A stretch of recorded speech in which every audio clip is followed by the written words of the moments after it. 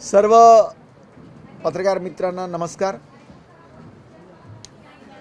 खरं म्हणजे आज जिल्हा परिषदची ही जी बैठक आहे ती सन्माननीय अध्यक्ष महोदय आणि सीओ मॅडम सर्व सभापती यांना कळवून 15 दिवसापूर्वीच कळवून घेण्यात आली होती। हेतू हा होता की मागील बऱ्याच दिवसापासून महिन्यापासून वेगवेगळे पत्रव्यवहार केल्यानंतर सुद्धा जी कार्यवाही अपेक्षित आहे, दोन टाईपची कार्यवाही, एकतर सुधारणा आणि दुसरं अत्यंत चुकीचं केल्यावरची कार्यवाही, ती काही दिसून येत नव्हती। विशेष काय होतं तर मागे आमचे सर्व लोकप्रतिनिधी इथे नसल्यामुळे मागे बराच काळ हा प्रशासकाचा काळ गेलेला आहे आणि ते थोडं जर स्पष्ट बोलायचं असलं, प्रचंड अनागोंदी, प्रचंड कार्यवाही, म्हणजे प्रशासन अगदी ढिम्म। आणि थोडं स्पष्ट जर मला छत्रपती संभाजीनगर जिल्हा परिषदच्या बाबतीत जर बोलायचं राहिलं तर वेगवेगळ्या खात्यामध्ये मोठ्या अधिकाऱ्यांकडून करप्शनचे प्रकरण यामध्ये झाल्याचं आढळलेलं आहे आणि त्यानिमित्ताने ही बैठक आजची घेण्यात आली होती। सर्वप्रथम शिक्षण खात्याकडनं आम्ही सुरुवात केली आणि शिक्षण खात्यामध्ये आता आम्हाला अधिकाऱ्यांनी शब्द दिलाय, डायरेक्ट ॲक्शनवर आपण आलेलो आहोत। त्याचं कारण असं आहे की जे काही एकूण विद्यार्थी असतात त्यापैकी ज्या अध्यापनामध्ये ते पारंगत पाहिजे, किमान सांगतोय मी, किमान म्हणजे 100च्या 100 विद्यार्थी ज्या किमान गोष्टीमध्ये पारंगत पाहिजे। समजा आता पहिलीचा मुलगा आहे तर त्याला 1 ते 10 बोलता आलं पाहिजे, इतकं साधं आहे। दुसरीचा मुलगा आहे त्याला किमान इतके पाडे यायला पाहिजे किंवा त्याला अ ब कड काय असेल ते ज्या काही आपण ठरवून दिलेल्या बाबी आहेत त्या मिनिमम त्यांना यायलाच पाहिजे। ही वस्तुस्थिती इथे नाही आणि म्हणून आज आंबेलोळ, असेगाव, सगळीच माझ्या गावामध्ये परिस्थिती अशी आहे की 25 ते 30% विद्यार्थीसुद्धा त्याच्यामध्ये पारंगत नाही। विषय मी जो इतक्या वर्षापासून सांगत होतो की शिक्षक मुख्यालयी राहायला पाहिजे, त्याचं कारण तेच होतं की जर समजा, आता एक उदाहरण सांगतो मी, आंबेलोळ आहे, एकूण विद्यार्थी 129 आहे, सरासरी वाचन स्तरामध्ये 8, लेखन सरासरीमध्ये 9, संख्या ज्ञानामध्ये 9, संख्यावरील क्रियामध्ये 10, असे फक्त 36 मुलं त्याच्यामध्ये व्यवस्थितरित्या पारंगत आढळले। जे ज्या विषयात पारंगत नाहीत त्यांचे एक्स्ट्रा क्लासेस शिक्षकांनी घेऊन दोन बाबी, एकतर चालत्याच शिक्षणामध्ये इतका बोऱ्या वाजला नाही पाहिजे, तो आज पुराव्यानिशी सिद्ध झालेला आहे। सर्व रेकॉर्ड महिन्यावाईज मी घेतलेले आहे आणि दशा अशी आहे की शिक्षण विभागाचे प्रचंड म्हणजे अतोनात दुर्लक्षामुळे आमचे विद्यार्थी आणि आमच्या पिढ्या अक्षरशः बर्बाद झालेल्या आहेत। म्हणून आज सीओ मॅडमनी हे मान्य केलंय की ज्यांच्याकडून वेळोवेळी अध्ययन स्तरामध्ये डेव्हलपमेंट झालेली नाही त्यांना हुडकून काढून, म्हणजे शिक्षक, केंद्रप्रमुख, विस्तार अधिकारी, BO आणि पर्यायाने एज्युकेशन ऑफिसर सुद्धा, माझा सर्व रोष मॅक्सिमम जवळपास 4थं वर्ष इथं एज्युकेशन ऑफिसर मॅडमला इथे असताना त्यांच्या कार्यकाळामध्ये शिक्षणाचा स्तर प्रचंड खालावलेला आहे आणि त्यांना वेळोवेळी सांगून सुद्धा काहीही झालेलं नाही। म्हणून मी आज पुराव्यानिशी हे सांगितलंय की त्यांच्यावर आणि संबंधित खात्यातील जे अधिकारी असतील, मग ते BO असतील, विस्तार अधिकारी असतील किंवा केंद्रप्रमुख असतील आणि नॅचरली शिक्षक असतील, बऱ्याच जणांवर FIR सुद्धा टाकावी लागणार आहे। त्यामध्ये त्यांनी खोटे डॉक्युमेंट्स लावून बरेच गैरव्यवहार सुद्धा केलेले आहेत करिता ह्या बाब मी निदर्शनास आणून दिल्या आणि त्या पद्धतीने कार्यवाही आता करण्याचं माननीय सीओ मॅडमनी मान्य केलेलं आहे। मग नंतर असेच आम्ही ग्रामपंचायतच्या बाबतीमध्ये विषय घेतले, ग्रामसेवकांच्या बाबतीमध्ये विषय घेतले। ग्रामसेवक ज्याला आता ग्रामपंचायत अधिकारी म्हणून नेमतो, म्हणजे संबोधतो ते, आणि व्हिडिओ हे सुद्धा त्यांचे 1 ते 33 रजिस्टर बरोबर ठेवत नाही, काम करत नाही, ग्रामसेवकाचं इतकंच काम नाही की गावात कार्यालयात गेलं नमुना नंबर 8 दे किंवा फक्त काय म्हणतात त्याला 14 वित्त आयोगाचा पैसा खर्च कर, इतकं नसतं.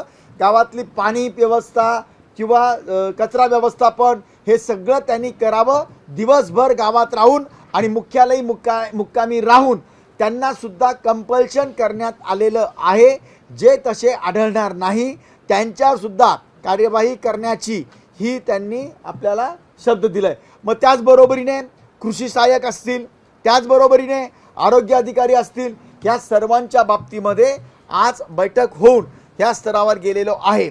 मी ह्या मुख्यालयी राहण्याचा शेवट असा करतो की आम्ही एक ॲप डेव्हलप केलेला आहे. त्या ॲपवर आमचे जवळपास माझ्या मतदारसंघातले 1500 अधिकारी यांच्या मोबाईलवर तो ॲप आम्ही डाउनलोड करतोय. आता त्यांनी मुख्यालय सोडलं की माझ्या कार्यालयामध्ये डॅशबोर्डला ताबडतोब कळेल.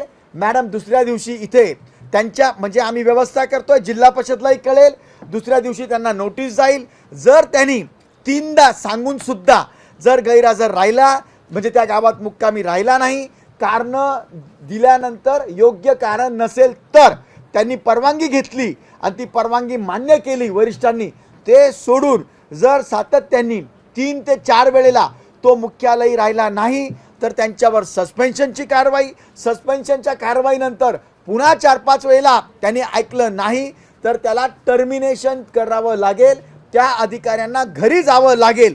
इथपर्यंतचा डॅशबोर्ड आम्ही तयार केला आहे. त्याच्यामध्ये सगळ्या व्यवस्था आहेत. कोण कुठे आम्हाला त्यांच्या प्रायव्हसीशी काही घेणं देणं नाही. आम्ही IT ॲक्ट प्रमाणे तो ॲप डेव्हलप करून ह्या जिल्हा परिषद करता मी माझ्या मतदारसंघामध्ये त्याच्यामध्ये तलाठी, बँक अधिकारी सगळेच घेणार आहे. पण आज जिल्हा परिषदमध्ये आम्ही दोन्ही पंचायत समितीचे ठराव घेऊन तो ॲप लागू करतोय. पुढच्या 15 दिवसाच्या आत फुल फ्लेजमध्ये तो ॲप आमच्याकडे सुरुवात होईल अशी आम्ही सर्व प्रयत्न करतोय. दुसरा विषय होता, मागे काकड नावाचे अधिकारी होते, एक्झिक्युटिव्ह इंजिनियर, त्यांनी 4.5 कोटी रुपये किमान काम न करता काढून घेतले होते. त्यांना सस्पेंड करण्यात आलेलं आत्ता आहे. परंतु आज त्याच्यावर सगळी चर्चा झाली आणि ठरलं की त्यांच्यावर आता FIR टाकून अँटी करप्शनला देऊन त्यांची सर्व चौकशी होईल. त्यांच्यावरच नाही तर जे दोषी डेप्युटी इंजिनियर आणि जेई होते किंवा कॅफोसुद्धा, माझा मेन कॅफो जेव्हा चीफ अकाउंटंट असतात त्यांनी सगळ्या गोष्टी बघून बिल अदा केले पाहिजे, त्याच्यात त्यांनी कसूर केलेला आहे म्हणून त्यांच्यावरही कारवाई करण्याचं मी आदेशित केलं आहे. पण कॅफोच्या बाबतीमध्ये सविस्तर चौकशी झाल्यावर ते झाल्याशिवाय होणार नाही. पण एक्झिक्युटिव्ह इंजिनियर आणि त्यांच्यावर ह्या FIRच्या कार्यवाह्या नक्कीच आता प्रस्तावित करण्यात आलेला आहे. तिसरा विषय होता जलजीवन मिशनचा. माझ्या मतदारसंघामध्ये मी जे सातत्याने 63 वेळेला पत्रव्यवहार केलेले आहेत, परंतु कामं निकृष्ट दर्जाची झालेली आहेत. बरेच पैशांची वसुली सुद्धा सुरू झालेली आहे. पण माझं म्हणणं असं होतं, वेळीच सांगितल्यानंतर सुद्धा त्याचे बिलं का अदा केली, म्हणून वाघमारे नावाचे एक्झिक्युटिव्ह इंजिनियर त्यांच्यावर सुद्धा FIR आणि खालच्या अधिकाऱ्यांवर FIR टाकण्याचं आज मी आदेशित केलंय. त्याची चौकशी सन्मान्य CO मॅडम करून योग्य निर्देश त्या पण देणार आहेत. एकंदरीतच आजचा हा जो माझी मीटिंग जी झालेली आहे, दोन बेसवर झाली, 2 गोष्टीवर झाली. मी मागच्या मीटिंगा ज्या घेतल्या तरी त्याच्यावर ज्या गोष्टींच्या कार्यवाह्या झाल्या नाही त्या कार्यवाह्या आता होणार आहे आणि इथून पुढे सुधारणा ज्या करायच्या आहेत त्या सुधारणा पण त्या करतील असं अपेक्षित आपण केलंय. आणि तिसरा विषय आणि शेवटचा, तो ॲप जो आपण डेव्हलप केलेला आहे तो ॲप मी माझ्या मतदारसंघाच्या हद्दीपर्यंत लावण्याचं 15 दिवसामध्ये ठरवलेलं आहे. सॉरी मुख्यालय हां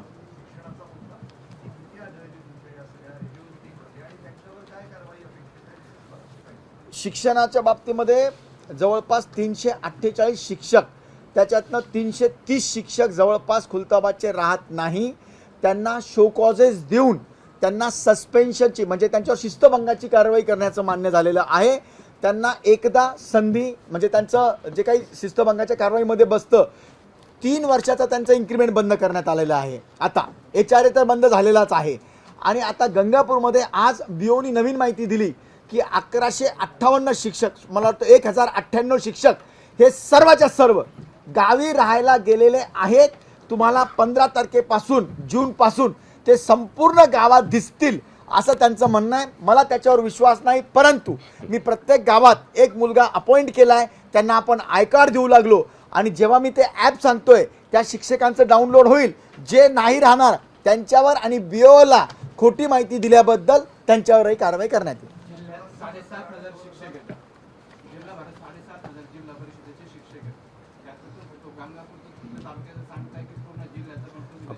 मी जे हे घेतली आजची बैठक ती माझ्या मतदारसंघाच्या हद्दीपर्यंत घेतलेली आहे. मी माझ्या मतदारसंघातले शिक्षक, ग्रामसेवक, कृषी सहाय्यक, आता तलाठी महोदयांचं मी कलेक्टर महोदयांकडे बैठक घेणार आहे. परंतु जिल्हा परिषदच्या अखत्यारीत येणारे सर्व कर्मचारी अधिकारी माझ्या मतदारसंघाच्या हद्दीपर्यंत मी तो ॲप डेव्हलप करून त्यांना घेणार आहे.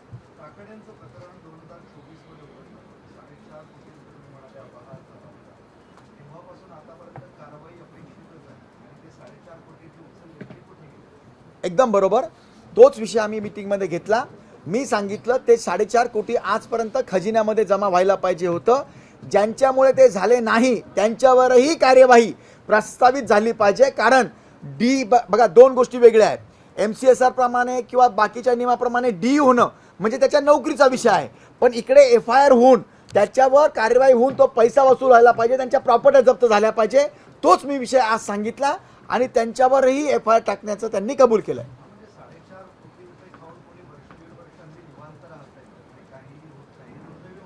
अगदी दुर्दैवी आहे आणि त्यांनी ती कारवाई केली पाहिजे होती. आज कॅफो स्वतः नव्हते, डेप्युटी कॅफे होते आणि म्हणून मी त्यांना आदेशित केलेलं आहे की ते पैसे ताबडतोब वसूल त्यांनी सांगितलं. त्यांच्या प्रॉपर्टी जरी असतील त्या जप्तीच्या पण आम्ही परवानग्या घेऊया आणि आता काही सिद्ध करायचं राहिलं नाही.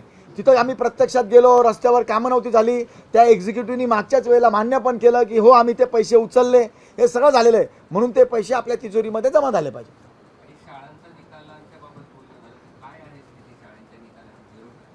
जवळपास आपल्या जिल्ह्यामध्ये 623 शाळा किमान त्याच्या या 0% निकाल हा आलेला आहे. बऱ्याच स्कॉलरशिपमध्ये त्या म्हणजे त्यांनी ॲडमिशन घेतल्या, बरेच फेल झाले. एकंदरीतच काय आहे, नुसतं स्कॉलरशिप नाही, जो स्तर आहे अध्ययनाचा म्हणजे अध्यापनाचा तो खालावलेला आहे. दर्जेदार शिक्षण मिळत नाही. आता आपण काय करू शकतो तर TET परीक्षा झाली. TET परीक्षामध्ये त्यांना 3 वर्षाचा चान्स आहे.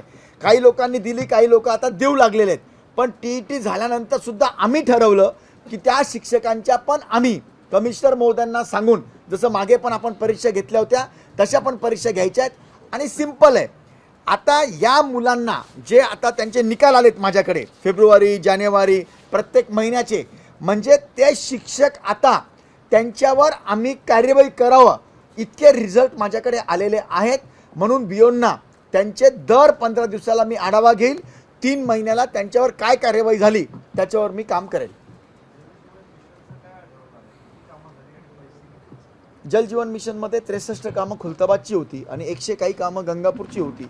त्याच्यापैकी 80% कामं ही जलजीवन मिशनची अक्षरशः बरबटलेली निकृष्ट दर्जाची ही म्हणजे अधिकाऱ्यांनी पण मान्य केलेलं आहे. रिकव्हरी करता माझं रिकव्हरी वगैरे ठीक आहे, पण ते काम पूर्ण झालं पाहिजे. त्याकरता नवीन निधी शासनाने ती रिकव्हरी वगैरे ते करत राहतील, पण ती कामं पण झाली पाहिजे. कारण की माझा गंगापूर तालुका मी असा घेतला आहे मुद्दा, मी गंगापूर वैजापूर दोन्ही घेतले होते की त्याला गोदावरीवरनं पाणी घेऊ लागलो आपण, आणि हे जेव्हा गावात येईल तेव्हा कामं बरोबर नसतील तर त्यांना पाणी मिळणार नाही. जसं आता एक उदाहरण सांगितलं, आमचे सभापती महोदय गंगापूरचे नेवरगावला गेले होते, तिथं 952 कनेक्शन दिले असं कागदावर दाखवलं, परंतु तिथं 200च कनेक्शन मिळाले, 700 कनेक्शन मिळालेच नाही त्या गावामध्ये, तरी त्यांना देण्यात आलेलं आहे. अशावर आपल्याला FIR टाकावं लागेल. हां, जवळपास 30 कोटी रुपये हे देण्यात आलेले आहेत आणि ते सगळे वायालाच गेलेले आहेत. जवळपास जलजीवन मिशन 30 बऱ्याच ठिकाणी कामं अशी झाली, फक्त नळ लावली पण त्या गावात टाक्या नाही. त्या ठिकाणी पाईपांवर डुप्लिकेट लेबलिंग केले, अध्यक्षांना हे माहिती. आणि हा घोटाळा जो आहे तो भला मोठा आहे. ऑन दी स्पॉट जाऊन पाहणी केलेली आहे का करणार, किंवा त्यासोबत जे अधिकारी आहेत त्यांचं काय करायचं? बघा, माझ्या मतदारसंघातले मी एक ना एक योजनेची व्हिडिओग्राफी केलेली आहे. त्याची मी सगळी चौकशी केलेली आहे, फोटोग्राफ्स पण दिलेले आहेत. आणि असे मी 63 वेळेला पत्रव्यवहार केलेले आहेत जिल्हा परिषदला. म्हणजे काही पत्र त्यांनाही मला आले असेल, पत्रव्यवहार दोघांचे मिळून झालेले आहेत.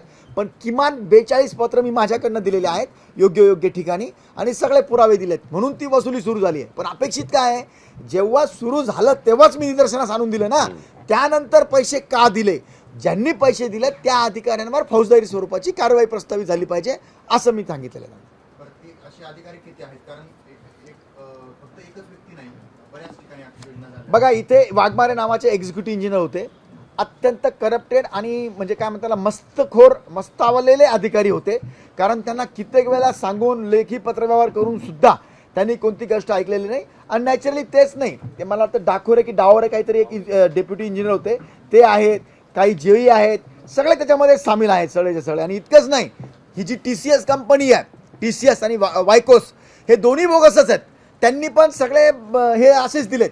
म्हणजे आश्चर्य आहे, TCS सारखी कंपनी, वायकोस सारखी कंपनी, न झालेले कामाच्या MB त्यांनी झाले म्हणून दाखवले. आणि मग काय करतात या अधिकारी, त्यांचा आधार घेतात, त्यांनी दिलं. अरे जरी PMCनी दिलं तरी आपण क्रॉस चेक केलं पाहिजे, त्यांनी क्रॉस चेक केलेलं नव्हतं. चौकशी अहवाल कागदावर आहे का? हो आहे, चौकशी अहवाल माझा ऑफिसमधून केलेला आहे. त्यांनी जो केला तो पण आहे. पण त्यांचं कायमचं जसं असतं, अजून चौकशी चालूच आहे. तर त्यांना आपण नाही, आता आपण 3 महिन्याची शेवटची मुदत दिली त्यांना. 3 महिन्याच्या आत 3 महिन्यानंतर काय करणार? संबंधितावर FIR करणार, त्यांच्या पैशाची वसुली करणार, त्यांच्या घराच्या जप्त्या, त्यांच्या प्रॉपर्टीच्या जप्त्या, या सगळ्या करून पैसे वसूल करणार आपण 100%. आणि मी शासनाला विनंती करणार आहे की अधिकाऱ्यांच्या किंवा त्यांच्या चुकीमुळे त्या योजना जर पूर्ण नाही झाल्या तर आमचं नुकसान होईल. त्यांची वसुली नंतर करत बसा, पण त्या योजनेला नवीन पैसा देऊन त्या योजना पूर्ण झाल्या पाहिजे. चलो, थँक्यू. हा बोला. बोला.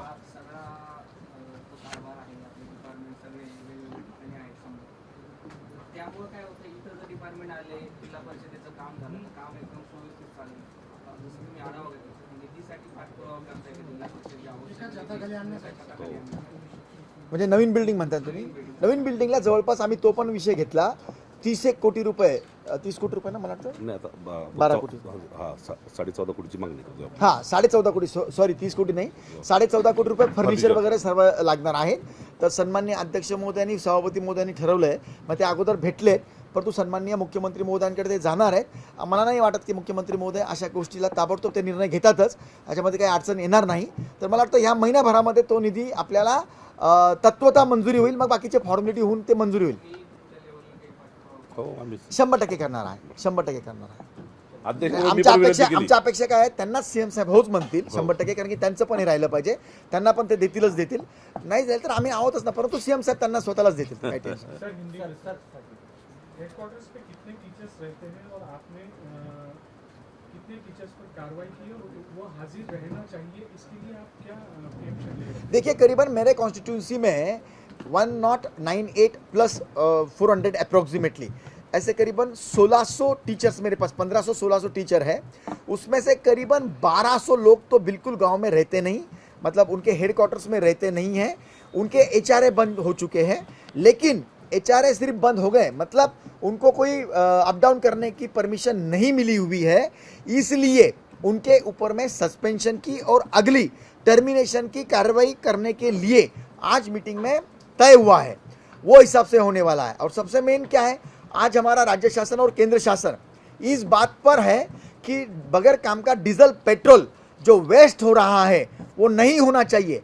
और आज अगर हम देखें, जिला परिषद के करीबन, जिला परिषद और सभी महसूल में से 20,000 अधिकारी कर्मचारी बगैर काम का उस गांव में हम रहते ऐसा बताते, लेकिन शहर से वो डीजल पेट्रोल खर्चा करके जाते जो सब्सिडी पे हम ले रहे, और फिर शाम में वो शहर में आते. तो ये उन्होंने उसी गांव में हेडक्वार्टर्स में मतलब रेसिडेंशियल रहना चाहिए. इसलिए हमारी कार्रवाई है कि हमने एक ऐप डेवलप किया हुआ है. वो ऐप अब बताएगा कि कौन सा कर्मचारी वो गांव छोड़कर बाहर निकल गया. उसकी प्राइवेट लाइफ से हमें कोई लेना देना नहीं है, लेकिन जो पेरीफेरी जियो टैगिंग हम करने वाले हैं, वो ज्योग्राफिकल एरिया में अगर वो नहीं रहा तो यहाँ से उसकी ऊपर कार्रवाई होगी. हमारे पास में प्रूफ रहेगा. बावजूद उसके हमने हर गांव में एक बच्चा, उनको हम आई कार्ड दे रहे हैं हमारी तरफ से, वो भी इन सारे अधिकारियों पे, मतलब सिर्फ शिक्षक पे, ग्राम सेवक पे नहीं, तलाटी है, कृषि सहायक है, एमएससीबी का इंजीनियर है, पीडब्ल्यूडी का इंजीनियर है, जहाँ जहाँ वो होना अपेक्षित है वहाँ पर वो रहेंगे, ऐसी व्यवस्था हम कर रहे हैं। डिस्ट्रिक्ट के स्कूल्स के जो रिजल्ट है उसके बारे में क्या? डिस्ट्रिक्ट के स्कूल के रिजल्ट बिल्कुल मतलब दूसरे भाषा में बकवास आए हुए हैं, बहुत कम आया हुआ है। उसकी वजह वही है जो मैं बार बार बोल रहा हूँ कि टीचर्स लोगों ने गांव में रहना, ये क्यों है? जैसा दूसरी में से तीसरी में बच्चा गया तो तीसरी में निपुण भारत बोल के उसका एग्जाम लिया जाता है, मतलब दूसरी में से तीसरी कक्षा में जब वो जाता है तो वो कम से कम 90% अच्छा बच्चा वहाँ जाता है। तीसरी कक्षा में जाने के बाद पहले महीने में दूसरी की एग्जाम ली जाती है, वो 90% आना ही चाहिए, 1-2% इधर उधर, वो वापस 20-30% पे आता है। मतलब टीचर लोग झूठा रिपोर्ट दे रहे हैं, इसकी एक्शन वो रिपोर्ट के हिसाब से हम ले रहे हैं। उनको गांव में रहकर, हेड क्वार्टर में रहकर, ये जो बच्चों को नहीं आता उनके एक्स्ट्रा क्लासेस लेकर, रूल है वैसा, वो हिसाब से उनको अगली कक्षा में जाने से पहले अच्छा निपुण करना चाहिए, मतलब उनको स्कॉलर करना चाहिए। वो करने के लिए हम अभी हमारी खुद की भी व्यवस्था उस पर लगा रहे हैं। सर वालू प्रशासक राज्य में लगभग केंद्र और राज्य के सभी योजनाओं में यहाँ पर घपला हुआ है, ऐसा आपने कहा है। 60% जिला परिषद बोगस और करप्टेड हो चुकी है, क्या ये सबकी विकेटें गिरेंगी? आप सबको सस्पेंड करेंगे? 100%। मैं अभी जो प्रशासक काल था उसमें जो भी, इवन सीओ भी, मतलब अभी तक के जो मेरे ख्याल से अंकित जी थे, उनके कार्यकाल में कुछ हुआ ऐसा मुझे नज़र में नहीं आया, लेकिन उनके पहले के सीओ में मुझे अक्षरशः बिल्डिंग की रिपेयरिंग हो, नए बिल्डिंग्स हो, नए रास्ते हो, इसमें बहुत बड़े घपले। मतलब मैंने वो सीओ मिस्टर मीना, इनको राइटिंग में इनके नाम के साथ लेटर देने के बावजूद भी उन्होंने रुकाया नहीं, उल्टा मुझे तो ऐसा लग रहा है कि मेरे लेटर्स का उन्होंने मिसयूज कर करप्शन कर ये व्यवस्था चलाई है। इसलिए अब मैं प्राइवेटली इंजीनियर और इन कैमरा ये बातों की चौकसी करने वाला हूँ, डिस्ट्रिक्ट की भी चौकसी करने वाला हूँ, जहाँ जहाँ पे भी ऐसे घपले हुए, और उन पे 100% कार्रवाई मैं करूँगा। सर इतनी बड़ी बैठक आज आपने रखी थी, कुछ अधिकारियों ने हंसी मजाक में टाल दिया बात, पता नहीं, सब आगे। इन्फॉर्मेशन लेके बोलता हूँ, इधर से दिलगिरी व्यक्त होती है, हर बार मीटिंग में यही हो रहा है सर, कुछ कार्रवाई नहीं होगी? आज के जैसी मीटिंग सीरियस कभी नहीं हुई, बहुत सीरियस मीटिंग हुई। सब अधिकारियों ने, कुछ रहते हैं वैसा, 1-2 लोगों ने वैसी हंसी मजाक की होगी, मैं ना मतलब ना उस बात को नकारता नहीं, लेकिन आज सब अधिकारियों को ख्याल में आया हुआ है। उन्होंने, मैंने जब लेटर दिया इनको 10 दिन पहले, तब से ही पूरी व्यवस्था करके पहले ही उनको बता दिया था। मुझे लगता है आने वाले 3 महीने में अच्छा डेवलपमेंट दिखेगा। अगर नहीं दिखेगा तो मेरा काम है, मैं कार्रवाई उनसे करवा के लूंगा। सर वालूस का एक मामला है सर, वहाँ पर आपके कार्रवाई के लिए, जांच के लिए 4 पत्र शिक्षण अधिकारी मैडम को दिए हुए हैं, नजमा प्राथमिक और गोदावरी मामला, लेकिन कोई कार्रवाई नहीं हो रही। वो बात सही है, नजमा के नाम से जिनको परमिशन नहीं है उनके ऊपर भी वो सर्टिफिकेट या फिर गोदावरी के नाम से टीसी दी गई हुई है, उनके नाम से एक्स्ट्रा शिक्षकों की टीचर्स की परवानगी ली गई है। उसका रिपोर्ट तांदले मैडम बोल के हैं, उन्होंने बताया कि जो कंप्लेंट थी उसमें तथ्य है, 50% के ऊपर उस पर कार्यवाही प्रस्तावित हो चुकी है, और वो कार्यवाही उसमें मतलब इम्प्लीमेंटेशन होगा। ओके। Thank you.